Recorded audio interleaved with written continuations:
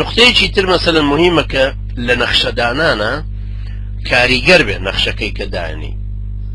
نەخشە ئەگەر تۆ پلانێکت دانا هەر لەسەر وەرەقە بوو، هەر پیشان هەر کەسێکە دێڵێ بەخوا زۆر جوان و ڕێک و پێک، زۆر مهمە، زۆر گشتگیرە، زۆر باشە، زۆر بە دقەتە، هەدەفەکانی تیا دیاریە، زەمەنەکە دیاریە، بەڵام چۆن کاریگەرە بێ. کاریگەریەکەی بریتە لەوەی کە چۆن گەیشتوین بە زووترین ئامانج بە کەمترین زەمن، بە کەمترین جهد، بە کەمترین تەکالیف.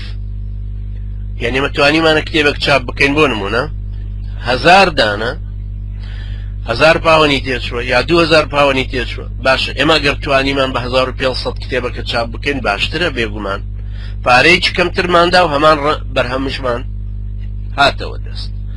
لەبەرەوە زۆر ضروریە ئێمە احتیمام بەوە بدەین کە چۆن کۆمەڵکاری خۆمان نەخشەی بۆ دائنین. لەبەرەوە ئومێدەوارم برایانی بەڕێز ئەم بیرخستنەوەی کە لە ماوەی ئەم نیم ساعەتیە ئەم 40 دقیقە ئەم بیرخستنەوەی دایە خستە پێش چاوتان لەم مانگی دیسەمبەرەیە بیری لێ بکەینەوە لەسەر زەوی ئەم قسانەوە ئەوانەی کە ئیزانن خۆشتان دانیشیتەوە بڵێ بزانم من چۆن پلان دابنێم بۆ ئەوەی بتوانین ئەم ڕەوتە بە قووەتر بکەین، چۆن بتوانم ئەم ڕەوتە لە ڕووی ئیداری، مالی، تەوجیهی، فکری، عقائدی، علمی شەرعی، هەروەها ئیدارەی تەنزیمی، ئیعلامی، مخابراتی، ئەمنی، چۆن بتوانم بیبەمە پێشتر، چۆن بتوانم بە قووەتری بکەمەوە لە هەموو لایەنێکیەوە. ئێمە هەموو پیاوینە مەجموعانەکە بیرەکەین و بەڵام لەوانێت دوو ئافرەت لە ضمنی ئەو خوشکانە دابنیشن و ئەوان پلانێک دابنێن ئەوەی کە ئێمە بە ئەقڵمانە نەهاتوو ئەوان باسیەکەنەوە ئەچێتە ضمنی ئەو خۆتەعامەوە ئەو پلانە گشتیەوە کە بە هەمومان دیارەکەین. لەبەرەوە پلانی فەرعی مهمە بۆ هێنانەدی ئامانجی پلانە گەورەکە کە هەموو ڕەوتەکە ئەی پێکی. بۆیە ئومێدەوارم ئینشاءڵڵا ئەم برا بەڕێزانە باشبیری لێ بکەنەوە ئێمە چۆن پلانێکی کۆمەڵکاریانە دابنین. خی گەورە یارمەتی دەرمان بێ و مشاورە بە یەکتری بکەن، هاتوچۆی یەکتری، مشاورەکردن لەگەڵ یەکتری، مناقەشەکردن، کۆمەڵێک لە شارێکان دابنیشن یەکشەممەیەک کە هاتوچۆی یەکتریەکەن دابنیشن بڵێن لەسەر ئەم نقطەیە قسە بکەین.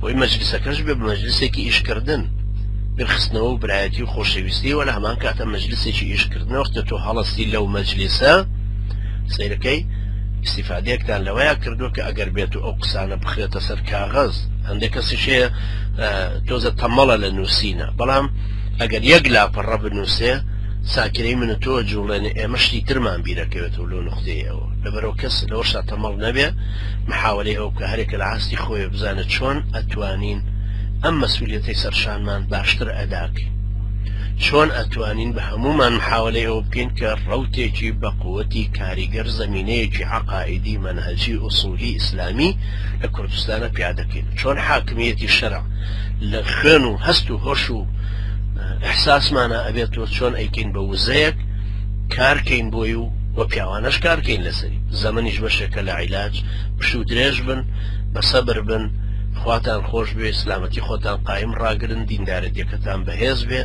نیەتتان فاسد مەکەن، برایەتی خۆشەویستیتان زیاترکەن لەناو خۆتانە، وزەی دەوروبەری خۆتان هیچی ئیهمال مەکەن، بەڵام محاولە بکەن کۆمەڵکارانە ئیشکەن و ئەو زەمینێش بە حەول و قووەتی خوا بۆمان دروستە بێ کە ئەو عیزەتەی لەسەر دروست ببێ. ئومێدەوارم ئینشاءالله زوو بێ. خی گەورە یارمەتی دەری ئێمەش و ئێوەش بێ. أقول قولي هذا واستغفر الله لي ولكم وجزاكم الله خيرا والسلام عليكم ورحمة الله وبركاته.